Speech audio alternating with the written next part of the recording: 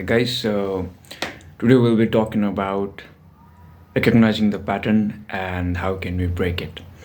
So what pattern are we talking about? First of all, before talking about pattern, let's talk about this.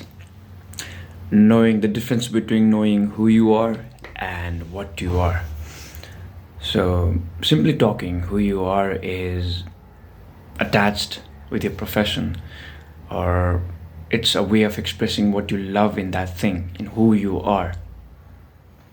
Right? For example, who you are might be, you might be an artist, a singer, dancer, or a bike rider, professional, or something like that. But you still express what you love. Okay, you are expressing your inner self in that thing. Who you are is find what you love and let it kill you.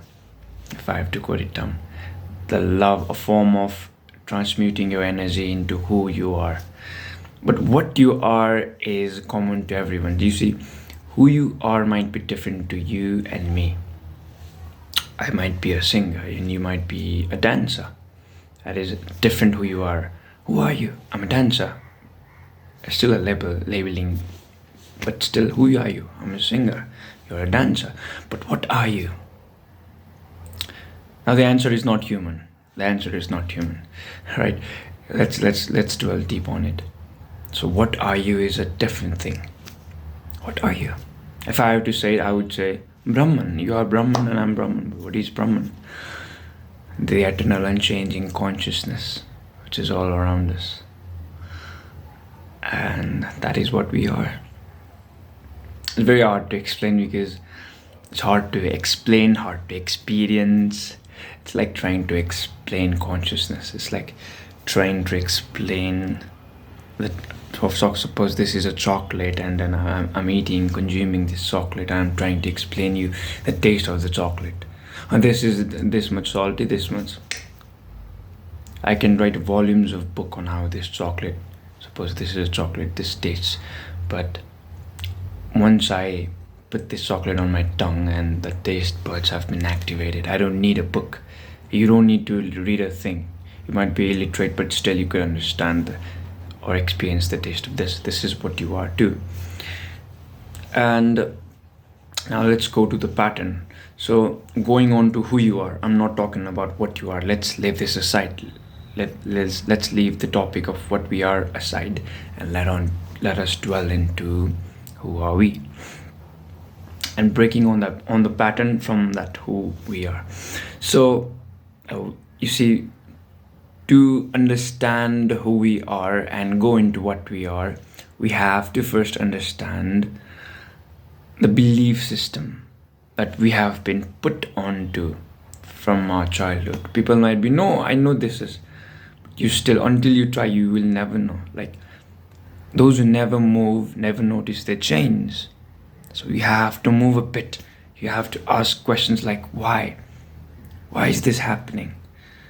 Why do we do this? Why is this? You should question from yourself. You should not try to read from the book. You'll only get, while reading a book, you'll only have a certain idea about that thing.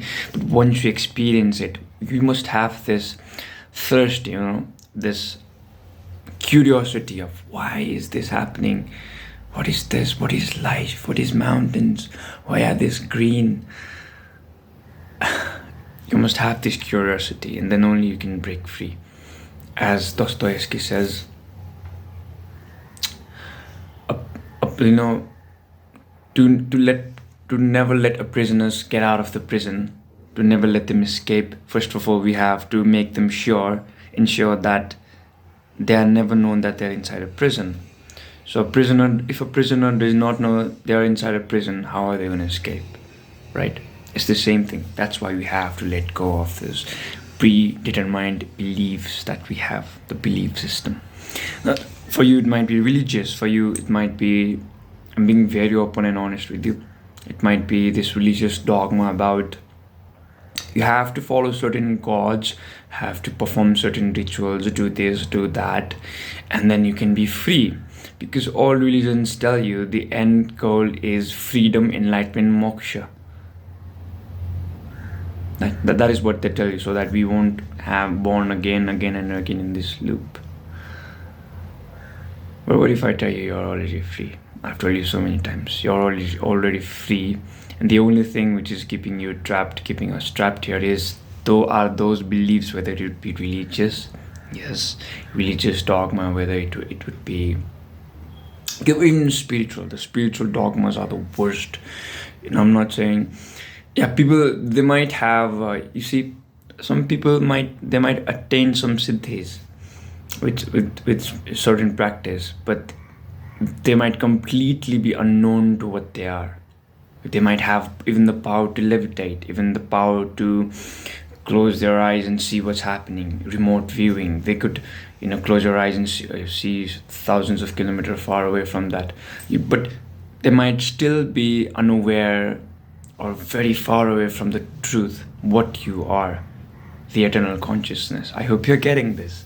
It's like you might first of all, we have this preconception about gym. If I go to gym, I'm fixed, because we see on reels and TikTok that guys are going to the gym and they've become strong, getting over the breakup. But as an experience, like everything I talk is out of experience. It's not because I've read somewhere. I do take some reference and then I dwell onto it. But most of the things I talk is about experience, out of experience. So I did go to the gym. It was just for fun, but I still had something to take out of it. But people might still be depressed, go to the gym, they might be jacked and still be depressed, right? If your goal is to be jacked, then congratulations. But if your goal is to take out that whatever you had stuffed inside, no. So I hope you're getting this, right? Trying to gain liberation through religious practices and this and that, trying to attain moksha, enlightenment. That's not gonna happen. I'm sorry, that's not gonna happen.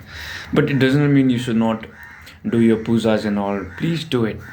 Do it as an offering to the divine or to lighten your mind. But that is not the way to enlightenment. I'm sorry, that is not the way. That is not how you get enlightened. To be enlightened, you have to first of all know who you are, let go of what you were taught, all those junks that was fed inside your head from your childhood. This is right, that is wrong, you should follow this, you should do this, you should do that. And after that, when you all let go of it and when you know who you are and you walk past through what you are, then once you understand what you are, boom, the freedom becomes more freer. It's very hard to understand, because if you're watching this for the first time and if you don't know the concept of it, it really becomes hard, If I tell you that the observer and the observing are not two entities but one, it's called Advaita, one, non-dual. What I'm talking about, what you are is non-duality, and who you are falls on duality. Dvaita. Duality, right, wrong, good, bad, God, evil. But what you are is only one. That can be only one. And it applies to every living being. I feel so blissful when I talk about these things, right? So, to break a pattern, you have to respond differently.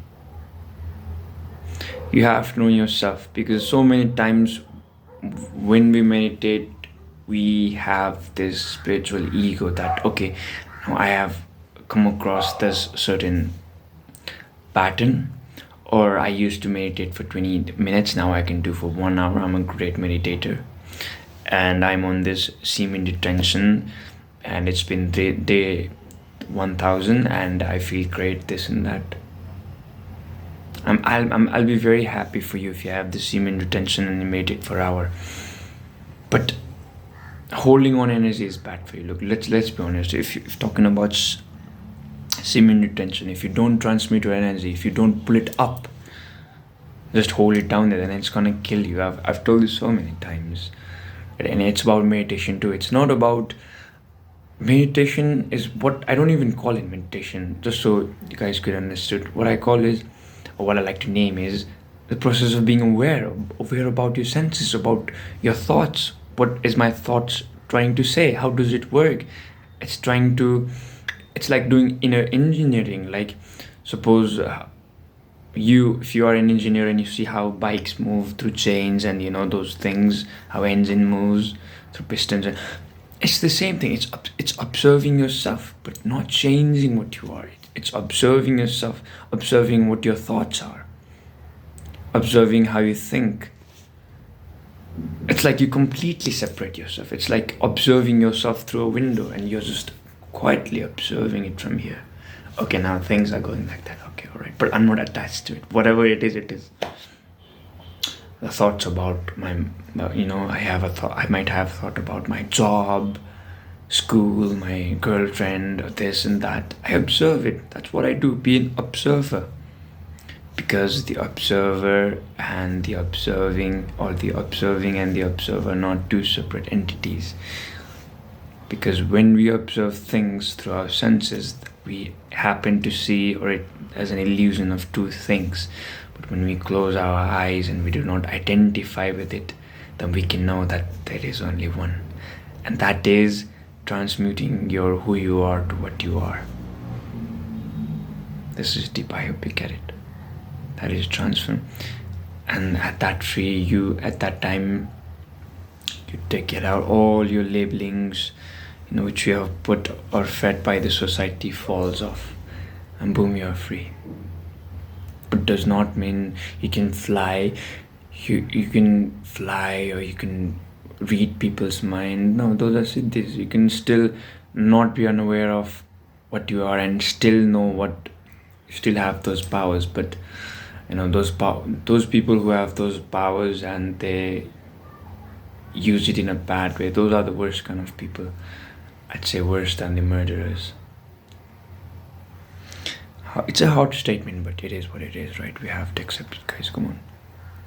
So what I'm trying to say is who you are, the pattern you've been fed by the society. What pattern are you stuck in? Are you stuck in religious pattern? Are you stuck in this rat race that money is everything? Or are you stuck in this my lover is my everything? Just understand that when you have this questioning, what am I? Who am I? What is life? And you're on the right path. Dwell on it. I challenge you, dwell on it. Ponder on it. Completely surrender it to it. Find the meaning, find that path on the truth. And then you'll realize that truth is not a path, it's an experience. It's neither a journey nor a destination, it's an experience, truth. And in that same way you'll understand. And once you remove all those masks and those fed up, predetermined, knowledge inside you, once you remove all that and remove who you are, then you can proceed to what you are. And then in absolute silence, where you turn off all your senses, everything, in an absolute silence and experience, you'll know what you are. Because even if I make 1 hour video about what you are, it would still not be enough to do that 0.1 experience of what we are, of what we all are. So everything I say depends on what you experience it for yourself too. And what I'm saying is on my experience, not on what I believe. I don't believe what I just said. I know what I just said. I've experienced it. I've lived it. I've lived every words that I said. And I'm talking out of experience. I'm not talking out of some random mumbo jumbo which I read. No, I stopped doing that. I have experience for myself. And that's what I wanted all of us to do. Now what I do is I've completely surrendered myself to the divine, to what we all are, to the eternal consciousness. It might be your predetermined belief about some God or divine or whatever, but completely. When you surrender that's when you slowly remove all those predetermined beliefs. So that's what I do. Once I've surrendered, my life has become completely beautiful. So yes, that's it, guys. So that's what I wanted you to understand where you are stuck, who you are, and understand where you're stuck, that pattern, and respond differently. Someone tells you if you follow this religion, if you do this in life, you'll have enlightenment, you'll be free, you'll have this, you'll have self-satisfaction. It's up to you to decide. That's why I told you, understand who you are. And once you're all that crap bullshit, it might take to go from who you are to what you are. It might take you 20, 30 years, or it might even take you 10 days. It depends on your devotion.